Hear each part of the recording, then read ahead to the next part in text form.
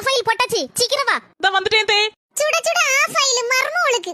இந்த வீட்ல என்னலாம் நடக்குது? மர்மோள மத்தியானத்துக்கு வட்டையில சோறு வச்சிருக்கேன்னா, வட்டையில சோறு, சோத்துக்குள்ள மீன் கறி, அதுக்கு பக்கத்துல முட்டை. எதுக்கு தே இவ்வளவு வச்சியே? ஏதாவது ஒண்ணு வச்சா போதும் தே. இருக்கட்டும் மர்மோள, பேக்குக்குள்ள போட்டுக்கா போ. சரி தே, ஆபீஸ் டைம் ஆயிட்டு போயிட்டு வரேன். நாத்து போயிட்டு வரேன்.